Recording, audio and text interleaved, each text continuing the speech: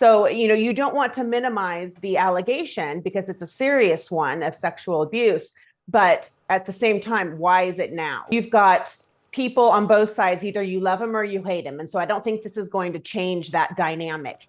And I think the only way it's going to hurt him possibly is in the general. It will not hurt him in the primary. Right now, he's very far ahead. In second place is Governor Ron DeSantis from Florida.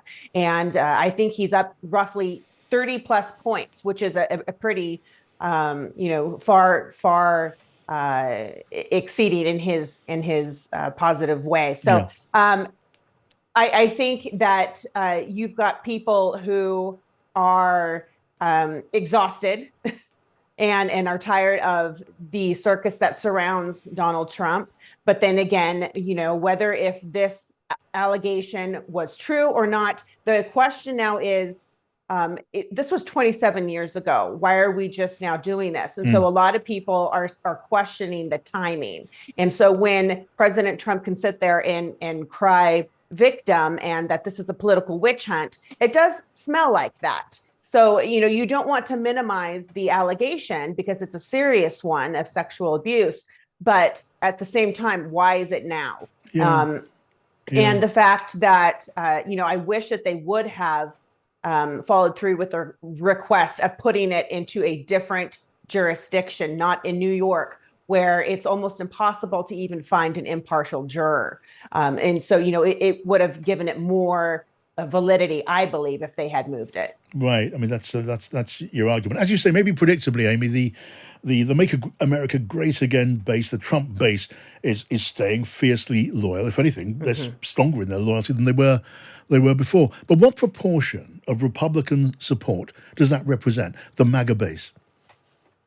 Sure. Well, I was once a Trump delegate and I voted for him twice. I no longer support President Trump. I'm hoping for a fresh voice, a new face.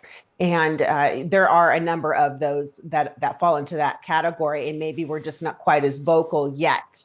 But the majority of the people that I communicate with in the Republican Party fit that same bill. So I think, though, that we have two elections, the primary, and the primary brings out typically the far left and the far right and the party devoted. And so that's where we're going to have our hurdle, because when it's time to come to the general, are we going to be able to get that crossover appeal? And in Nevada alone, the fastest growing party registration is third party, the nonpartisans and independents. And then after that is Democrats and Republicans. So you're seeing now people leave the two-party system by the droves because they don't feel like they have a home politically anymore. They want to now be more into the center, and they're tired of the toxicity of the far left or the far right. Right. Is that why the bookies, the bookkeepers, they make Joe Biden still the favorite for the presidency next time round? I mean, the opinion polls still look pretty competitive, don't they? But you know how bookies are often a good indication of what's going on. Is that why they think the smart money is going to be on Biden now?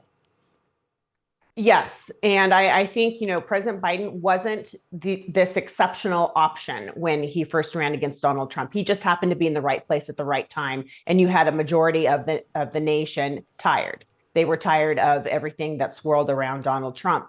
And he also struggled when it came time for the general to have some crossover appeal. By the time you had questioning of election fraud.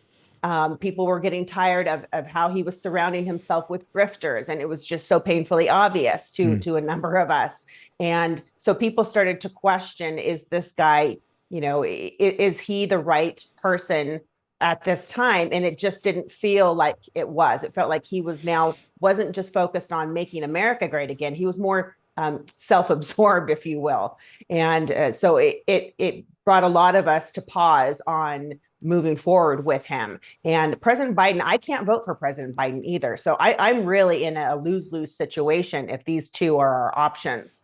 I think President Biden has done a terrible job with the economy. And the fact that Kamala Harris is the one who's going to have the baton passed over, possibly if he can't finish his term, is also questionable and not a comforting thought.